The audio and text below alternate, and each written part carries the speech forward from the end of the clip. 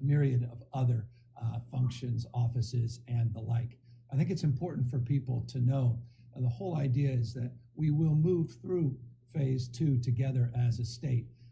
And while we want to see local variation and we want to see counties work with us to move a little bit quicker, we hope to be making announcements on a consistent basis over the next few weeks, moving everybody into this next phase.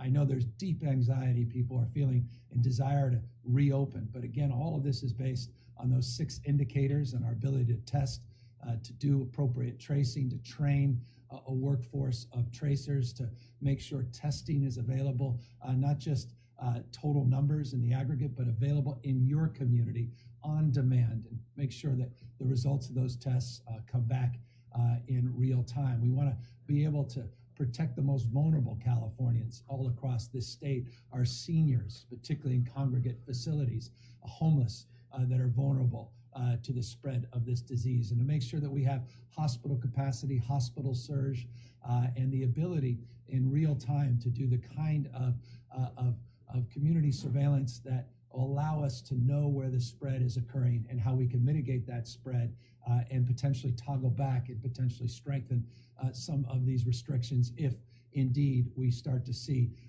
a transmission of this disease beyond our expectations. So all of this in real time, lots of moving parts, but the good news is we are starting to move. I mentioned this yesterday, roughly 70% of the economy in the state of California can open with modifications into this next phase.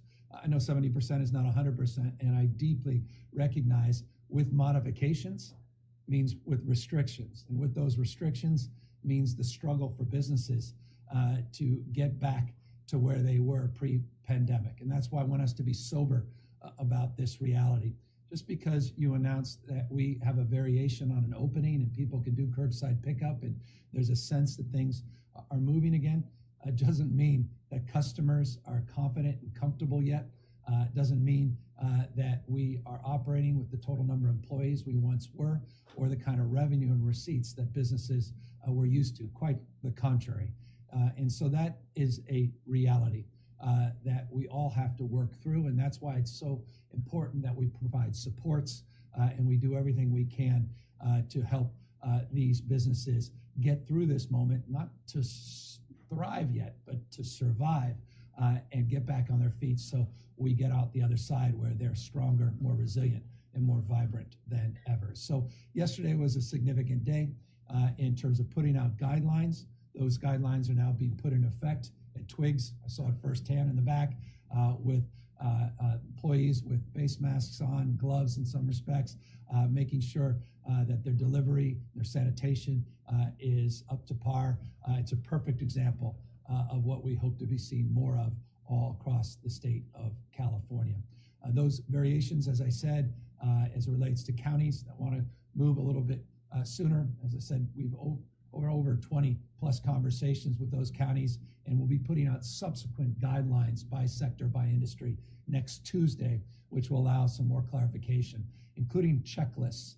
We have a new checklist that goes through issues around hand washing, sanitation, how to address the needs of customers through pickups, and how we can make the pickup and drop off process for deliveries, as well as pickups for customers easier and safer, how we can practice social distancing, physical distancing in environments that may be smaller like this, or even larger, some of these manufacturing warehouse spaces. So we try to tailor these guidelines as prescriptive as we can, with a frame of flexibility, always recognizing that the entrepreneurial spirit that built this business from a dream to an idea, pen to paper, that entrepreneurial spirit we also want to see advanced as we work through this next phase. And so we want to provide the kind of flexibility that we recognize is important, because no two flower shops are the same, let alone two sectors of the industry. And so each requires, I think, a kind of specific frame and specific specific guidance that can be afforded at the local level. And so that's a big part of, again, our advancement and thrust as well. So just wanted to sort of kick this off this day, this momentous day in terms of a meaningful modification of the stay-at-home order, update you on that progress and wish all of our mothers a happy Mother's Day. I also want to update you on a few other key developments that have occurred in the last 24 hours since we last met yesterday. Because of the number of masks that we're getting in, and this is foundational in terms of moving into the second phase, the ability to provide the face coverings, to provide the personal protective gear for businesses large and small. Today, we're distributing some 2 million masks to farm workers. Today, we're distributing over 500,000 masks to small grocers all across the state of California. Hundreds of thousands of masks in other sectors of our economy are being distributed. We'll be making announcements on a consistent basis of subsequent distribution of PPE outside of just the healthcare system. And yes, we are sending out millions and millions of other masks into the healthcare sector, to our skilled nursing facilities, our assisted living facilities, and into our hospital system as well. We're not neglecting that. We're just substantially enhancing our capacity to deliver a larger quantity of masks because we've been in receipt of a larger quantity of masks. I woke up this morning, 31.7 million procedure masks are now in our inventory. Every day it's growing, every day we're getting more out, and obviously that demand is significant, but it is a very good sign that we're beginning to turn the corner on PPE. We also are continuing to see good signs on the testing. Over 875,000 tests have been done in the state of California, over 32,000 tests in the last 24 hours. We put out that new testing site. I want to encourage you to take a look at that site. Over 100,000 people have availed themselves to this testing site, COVID-19, covid19.ca.gov, covid19.ca.gov. And you can type in, go to the link around testing, you could type in your zip code, and you can find out the closest, the most proximate testing site. And in the majority of the cases, not every case, there is an online reservation component. We have substantially improved our testing distribution, particularly with OptumServe and with Verily. We still have a lot more work to do, to address all the testing deserts, but we have made some real progress to do justice to rural concerns and the concerns of Black and brown communities in particular. So again, I hope people take advantage of that site. We want more people tested. It's foundational in these efforts. And as we have noted, the more people tested, likelihood to see those numbers of positives increase. But there is a rate, and the rate I referenced yesterday is a rate you'll hear a lot about, this case rate. And that's the percentage of people testing positive based upon the total number of people we're testing. And that is one of the foundational numbers, foundational rate that will make our determination of how quickly we can move into the subsequent phases in this pandemic, not just through phase 2, which we're in, but phase 3, and ultimately into that final phase, phase 4, when we go back to events and concerts and large sporting stadiums and arenas and the like. And so we continue to want to remind you, need to remind you of the incredible importance of vigilance at this moment. This pandemic has not gone away. We may be exhausted by it. We may be chomping at the bit to get back to some semblance of normalcy. But we had 1,898 new positive cases yesterday, 1,898 new positive cases. We had 81 individuals and families that were torn apart because of the loss of a loved one. For those that think this emergency is gone, that think this pandemic is behind us, I don't need to remind them of what they see or should be paying attention to when they watch the nightly news, but I hope they're paying attention to these nightly reports that we put out in terms of the total number of lives lost. 81 lives lost because of COVID-19, lives completely torn asunder because of this, not just numbers, not just statistics, human beings and families. And so I extend, again, our condolences to all those families, and I extend caution to other families that think, well, we got this, this is behind us. It's sadly and tragically not. Close to 2,000 more tested positive in the last 24 hours. 81 people lost their lives. So vigilance, data-driven vigilance, health first, data with indicators that determine our next steps, localism, where we recognize variation across the state. Not every part of the state will move at the same time, and that is a very healthy thing because that reinforces our data-driven approach. We would like all parts of the state to move quickly, and that will be determined on our behavior, on physical distancing, on continuing to abide by local health directives, and recognizing that if you're in the Bay Area, those directives do not sadly include today the opening of establishment for curbside pickup like this. But here in Sacramento, it does. In other parts of the state, it does. And so it's incumbent upon us to recognize that variable, which is regional variability. We want to give people flexibility, both to loosen quicker and to maintain more strict guidelines based upon conditions on the ground, based on those key indicators. And I want to thank the local health directors in the Bay Area for doing what they think is right for their communities. I want to thank folks down in LA City, LA County, all the respective cities that felt they can move a little bit sooner into this statewide phase. And I want to thank all of those that contacted us that want to move more quickly into the latter part of the second phase. And I want to remind, in closing on this section, everybody that we will continue to be marching through these phases together. Even if a local variance you can't get now, we're still moving in that direction as a state. And so we continue to see progress. We'll continue to progress through that second phase, even if your region didn't get one of those earlier variances.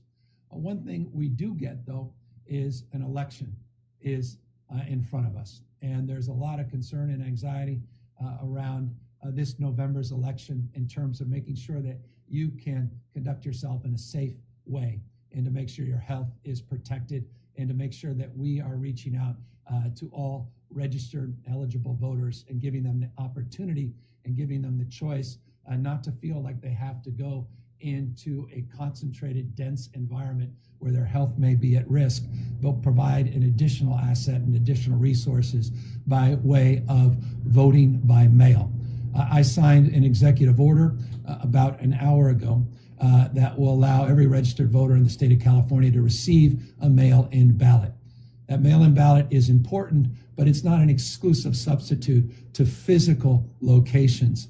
People that otherwise are not familiar with mail-in ballots, are uncomfortable with them, may have disabilities, may have other issues that may preclude that as an appropriate option. We still want to have the appropriate number of physical sites for people to vote as well. We've been working with our extraordinary Secretary of State, Alex Padilla, for many, many months on this. He has not hesitated since the beginning of this pandemic to make this one of his top priorities. We're also working with legislative leaders that also want to share their voice in this space as well.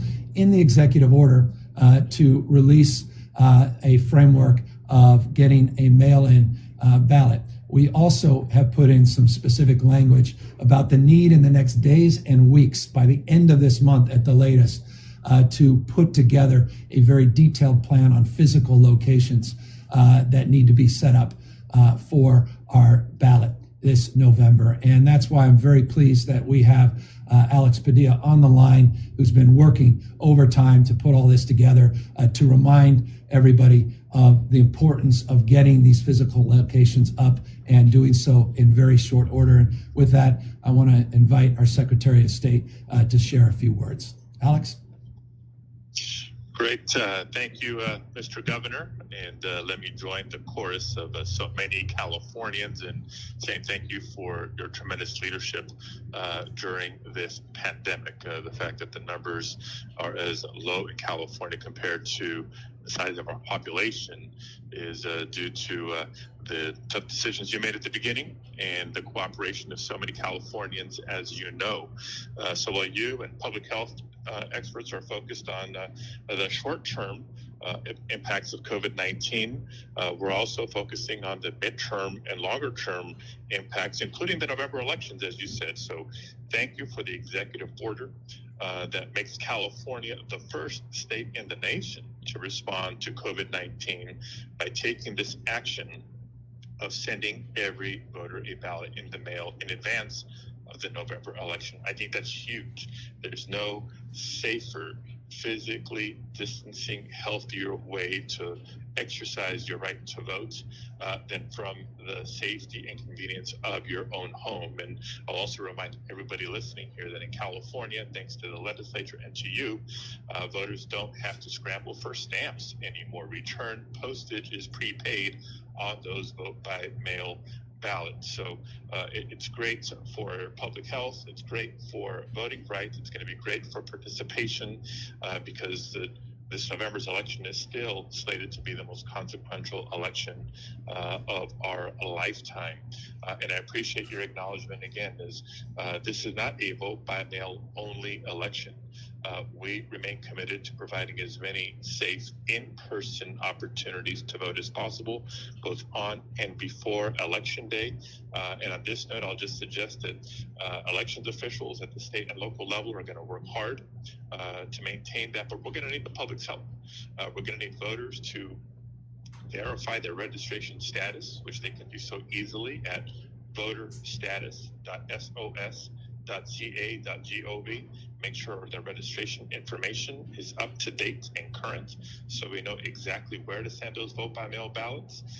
We're asking voters to share a good email address with us so we can continue to communicate with them effectively and safely between now and the election. Anybody who needs to update their registration information or register for the first time can do so at registertovote.ca.gov.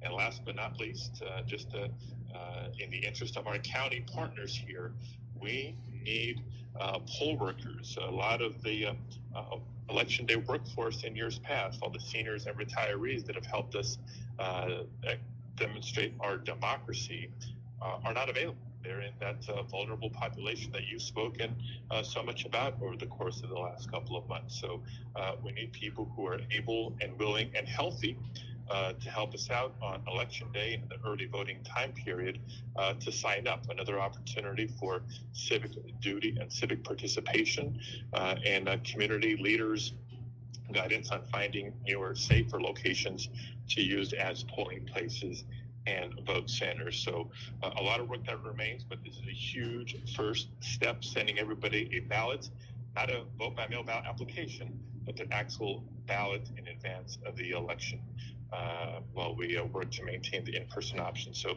thank you again. We'll hang on, answer your questions or any other questions you want to send our way.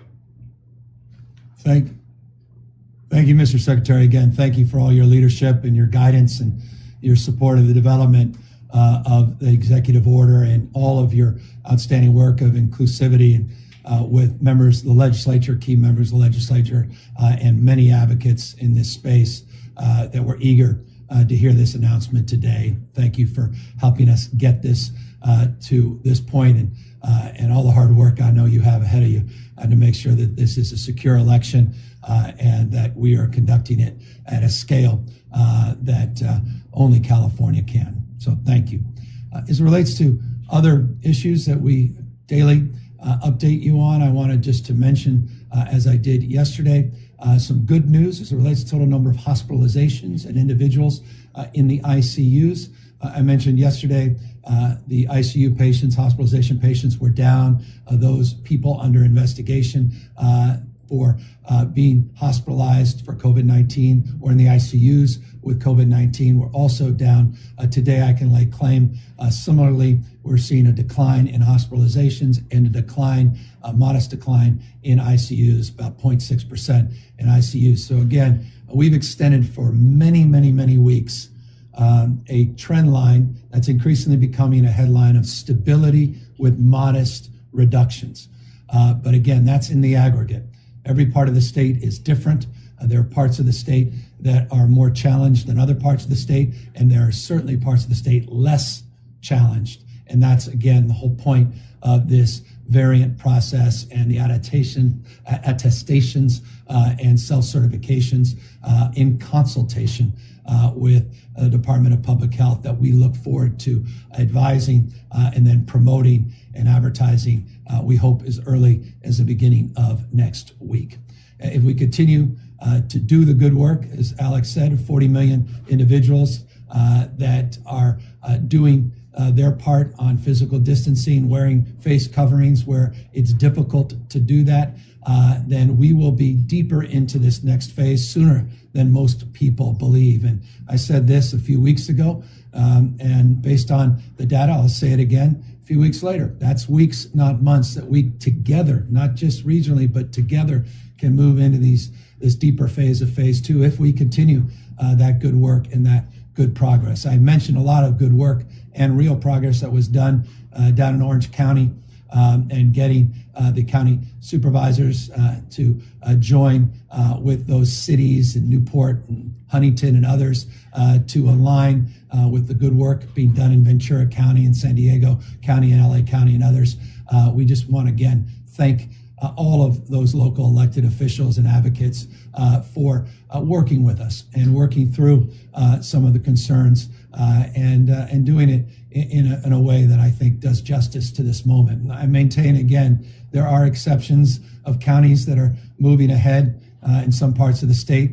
I'll just caution, I mentioned the number of people at the alcohol beverage control that contacted bars that were open in some parts of the state that are putting the health of their employees at risk, putting the community at risk, and how just those phone calls and number of visits really served the community well. Many of those establishments saying, I get it, we're going to shut down. I can just note there's 33 salons that shut down in 2 counties in the last couple of days. Similarly, because they got a call from some of our state officials saying, is this the best thing for your employees? Is this the best thing for public health in your community? And they're now working with us in the spirit of collaboration and cooperation, and we're eager to get them open as well as quickly as possible as we move into these new phases. But that's we'll just see more of that if people get ahead of themselves. And again, I just don't want to put businesses in that position, and that's why it's really important that we work together as business leaders,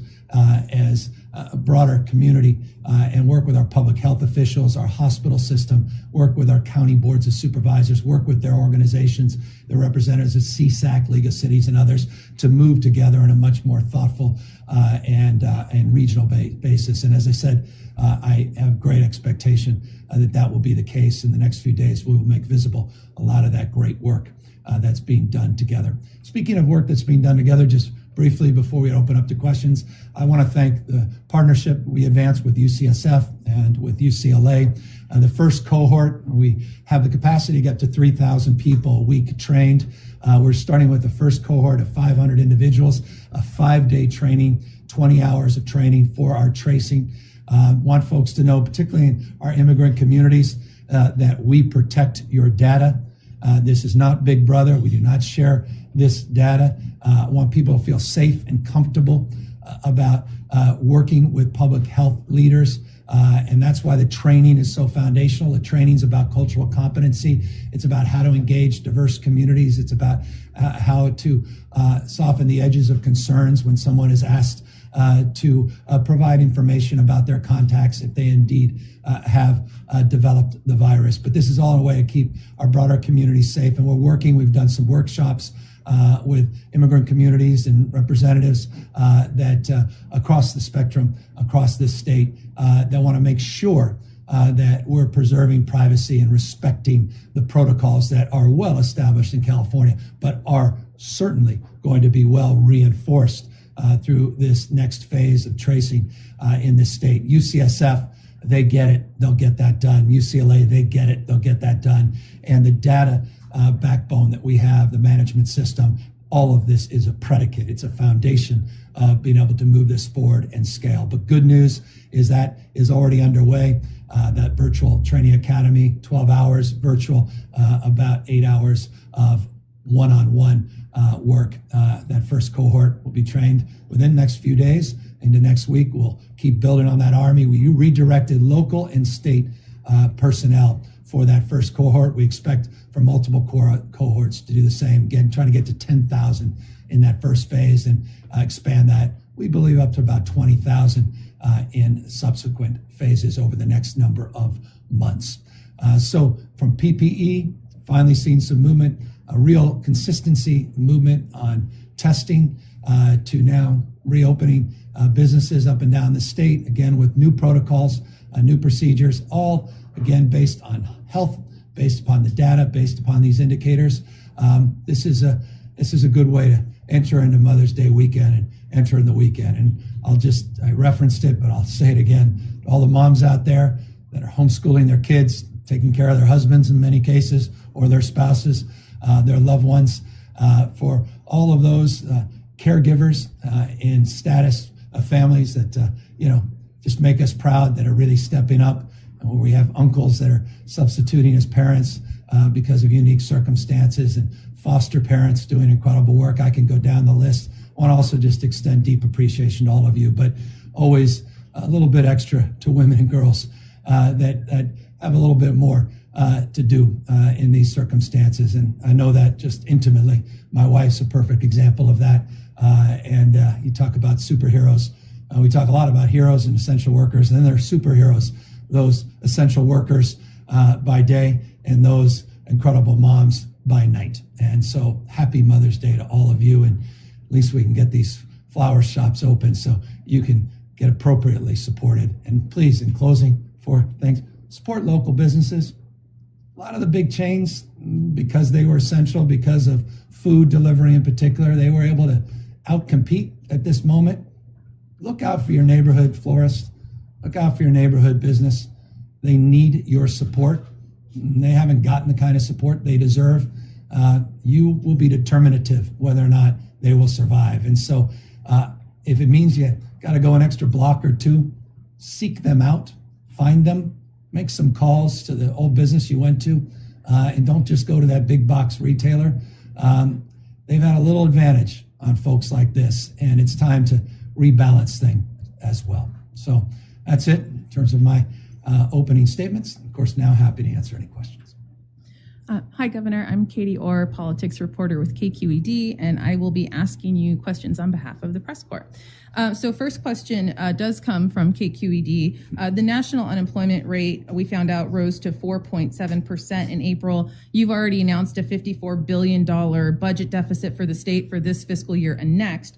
So my question is, with unemployment rates so high, are you worried about the years following that? And also, are you considering declaring a budget emergency that would let you tap into the state's rainy day fund? We're working with the legislature on the technical decisions, but suffice it to say, we will have to pull from our reserves. The size of our deficit is much greater than the size of our reserves. The reserves are historically high. I want to remind people that we 9 weeks ago had announced a projected $6 billion projected surplus in the state. We had record low unemployment in the state of California. We had previous fiscal year paid off that wall of debt. We were beginning to pay down pension obligations, and we were managing ourselves with an efficiency and effectiveness that I think does justice to the expectations of taxpayers across this state. We are now projecting tens of billions of dollars of revenue shortfall, and then increased costs related to caseload to support the most vulnerable slipping through the cracks. You're right. The unemployment rate that came out today was second, and this is the national unemployment rate, second highest to the Great Depression. Those numbers are lagging. Let me assure you, those numbers understate the unemployment rate in this country. Those are jaw-dropping numbers, but absolutely numbers we've been foreshadowing for many, many weeks here in the state. I mention almost on a daily basis, at least every other day, the number of individuals asking for unemployment insurance in the state of California. 4.3 million people just since March 12th. And I say just since March 12th because we had people filing for unemployment that were unemployed before this pandemic. We may have had the lowest unemployment rate, but it was not zero.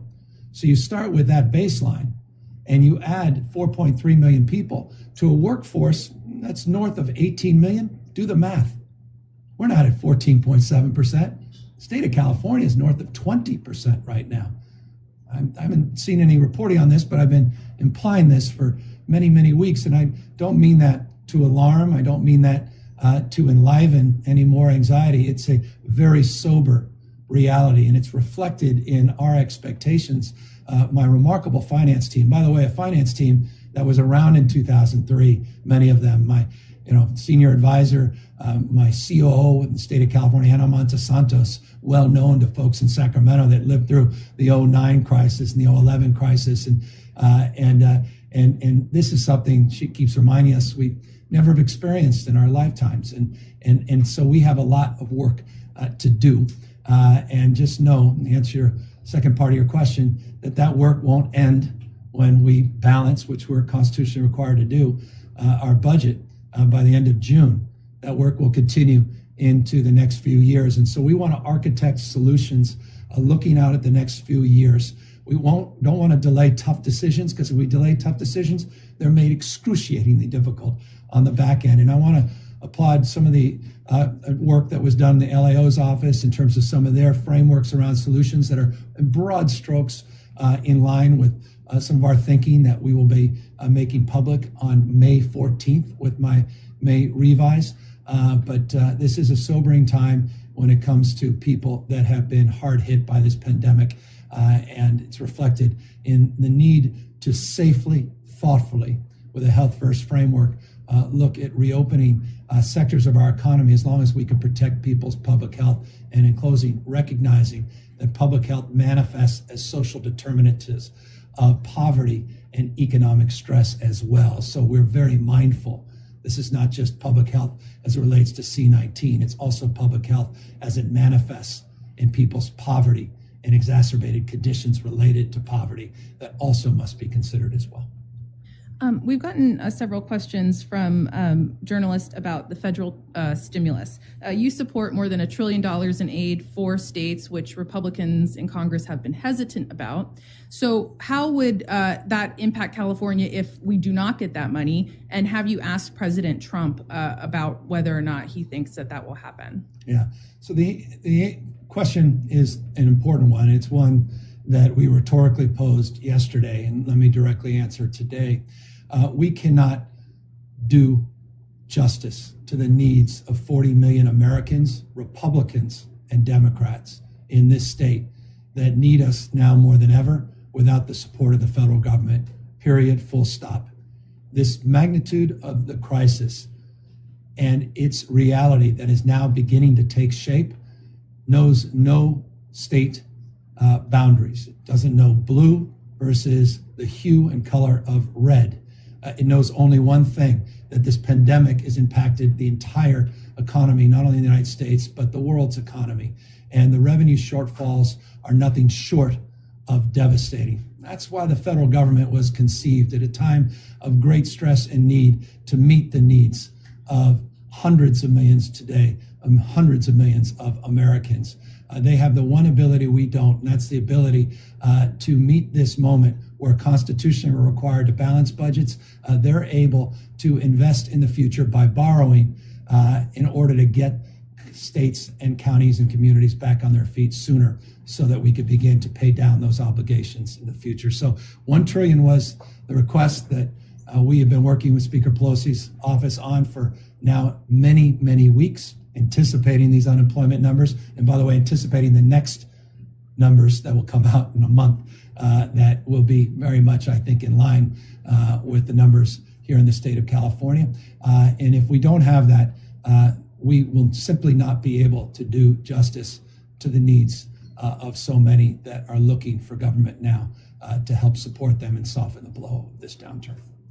We've gotten several questions asking you to elaborate on the reference you made to the state's first known case of community spread of the virus, which occurred in a nail salon. Can you give us more details about where and when that happened? And then how do you respond to critics who say those comments threw the industry under the bus because we don't have any reliable tracing? Oh my gosh, that industry is noble.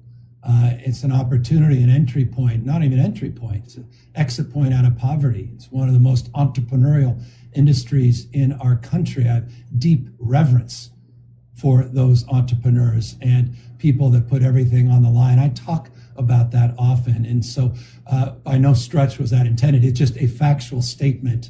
And it was not a statement to be extrapolated as an indictment, quite the contrary, of an industry I deeply respect. We're trying to do everything we can to accommodate the needs of all industries, including the nail salon industry and make sure that we do it in a safe and responsible way.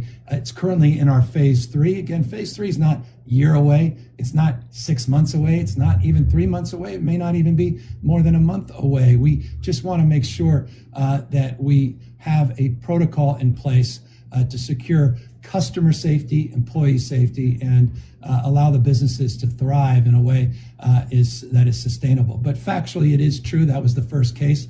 There are, and I know everybody watching understands this, there are health and personal privacy obligations that are bigger than any public statements that have to be abided by, legal parameters as it relates to that first case.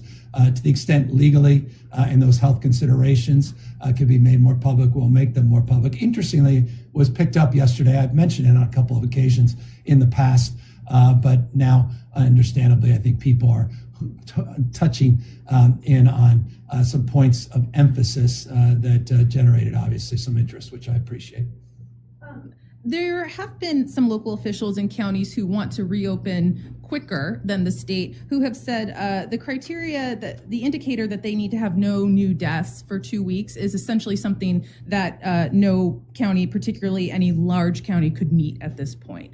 What is your response to that? Would you see making any county-specific exemptions? Yeah, look, we said this is a fluid process, but there are many, many counties that just on that one indicator, remember, there are many different criteria and indicators that must be met, and plans, containment plans, and the like that are required to move into that next phase. But on that one indicator alone, there are many, many counties that fall in to that space. Look, we're going to go into this not blindly, not in a political mindset, but very judiciously based upon health and data. That's what our health folks are saying they need to see. CDC has guidelines that they put out. And by the way, a lot that we have taken advantage of in terms of helping us augment our own guidelines. And we're very grateful to the good work of the CDC in that respect. The larger counties, remember, I will say this and hope this was clear, and I'll try to reinforce it. We are moving into phase 2 together. There's variations for some counties that can move a little faster, but we are moving through phase 2 together. And so that criteria, specific criteria you referenced, is to move a little faster in the phase 2, but we're still moving through phase 2 together nonetheless. And so over the next few weeks, we'll be making subsequent announcements for the entire state, not just those that meet those more restrictive criteria. And we received several questions about nursing homes. Are you considering giving nursing homes immunity from most COVID-related lawsuits, civil and criminal, as some other states have done? Well, we have dozens and dozens of executive orders we put out one today on elections. We signed another on a series of smaller items, but meaningful items that we'll make public this afternoon. We talked about our workers' comp guidelines that we put out just a few days ago, which are foundational in protecting workforce here in a business that are starting to reopen. The immunity question is one we're working with stakeholders, have been for weeks, and going back and forth. That one at this moment is not ready for any announcement, but no, we are working with stakeholders on seeing if there's something we can do together, also working with legislative leaders in that same space. Another question on nursing facilities. Will the state ask for universal testing of all skilled nursing facility residents and workers like LA and San Francisco are now planning to do? And who should be the priority for testing at this point besides healthcare workers? Well, since we're the first state to lift the prioritization of testing beyond the CDC guidelines to people that were asymptomatic in these same facilities, let me take advantage of having Dr. Galley here, who led that effort with his testing task force, talk more specifically about where he and where he believes we will be very shortly in terms of that issue. Thank you, Governor, and thank you for the question. We continue to work with our stakeholders, both industry leaders as well as advocates, around what is the right way to get many more people, both working and those residents in skilled nursing facilities, tested. We recognize that it's a major priority. The number of individuals who've tested positive and go on to be hospitalized out of skilled nursing facilities is higher than in the general community. So it's obviously, and since day one of our response here in California, we have been focused on how to ensure the safety of both workers and residents in skilled nursing facilities. As we've increased the availability of testing, we have been working with counties and operators and others of skilled nursing facilities to ensure that testing is made available, that we've brought the Optum Serve sites to align with certain facilities that need testing. So we will continue to build that. We are absolutely on the road to make sure that counties where there are facilities where there's identified cases and many that do not have that testing available, so that both the staff, the residents, and their families can know what's going on in those facilities, and that we could respond appropriately with additional support around infection control and ensuring that those facilities, which serve such an important role in our communities, protecting those individuals who've built up California, and make sure that we can keep them as safe as possible. I look forward to the day when we have no site that has a limit in its testing capacity, so that when it needs to be, when we need to have testing in those facilities, we are able to in a moment's notice. And again, the skilled nursing facilities are our top priority. You've heard series of announcements going back to the beginning of this pandemic. I just want to note members of the USNS, the Mercy, came on their first cohort to help support skilled nursing facilities today in Southern California and the LA region. And it's just one example. VA has been doing the same. The National Guard we put out as well to get medical personnel. Just give you an update. Roughly about 4,500 individuals just in the skilled nursing facilities. Remember, we have 1,224 skilled nursing facilities. We have about 4,500 people. That includes staff, not just patients, that have tested positive for COVID-19 in about 300 facilities. A little over 300 facilities out of the 1,200. So again, this is a top priority, and it's just a perfect reminder. There are parts of the state, Tulare is a perfect example, that have been devastated by outbreaks in these skilled nursing facilities. And so many of the numbers, so many of the people that are losing their lives are our seniors from the greatest generation that built the middle class. So much of what we have here today, the abundance that is the American mindset, came because of that greatest generation. And their mindset was save and invest. That greatest generation must be saved, and we need to invest in them. Okay, and I'm being told this is the last question. Given the budget outlook, can California continue paying for the surge hospitals beyond their current lease terms, given the fact that the state could see a spike in infections in the months ahead? Yeah, I mean, I think that question answers itself. The fact that we could see a surge, what greater mistake could someone make than actually having facilities ready to go on a moment's notice and saying, you know what, let's pack up, we got this, only to find out we don't, and we're scrambling to save people's lives. I think we cannot, the answer is we can't afford not to have the alternative care sites established and make sure that these hospital sites, however one defines them, established. We'll be thoughtful about how they're staffed. A lot of these FMS sites, as an example, no real staff. Porterville, Fairview, we're supplementing staff, by the way, including USNS personnel that are helping us. One of those sites, the old arena up here, Arco in the Sacramento region's perfect example of that. But these are important assets that are required in terms of resources if indeed we see a second wave. Just another reminder, we're not out of the woods yet. The virulence of this disease is real. The prevalence of this disease is universal. You have seen cautionary tales. How often do I have to say this? Around the rest of the world, in Singapore, Japan, China, about people moving too quickly, saying we've got this, opening up too many sectors of their economy too quickly, only to pull back and slow down the rate of their recovery. Let's learn from those examples, and let us at the same time celebrate progress. 70% now of this economy with modifications is now open back up. You've seen car dealers, construction, you are seeing retail establishments like this begin to reopen with all these modifications. You're seeing the opportunity for regions and counties to move forward into this next phase.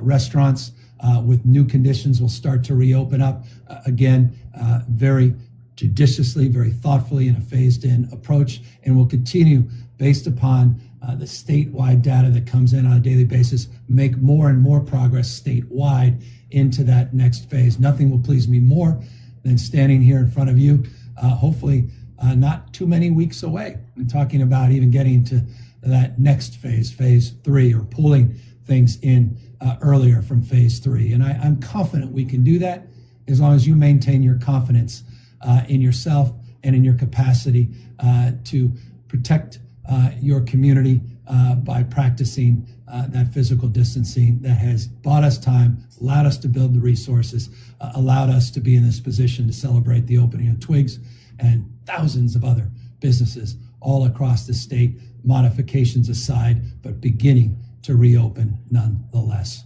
With that, I'll say it again, don't forget to call Mom. If you haven't seen her in years and you've been part of a mixed group, you may not want to visit her, but you may make sure you call her and make sure you say thank you. And for every husband out there, or partner, you got to do the same. That includes me. So I hope you all have a wonderful weekend and a spectacular Mother's Day. Take care, everybody.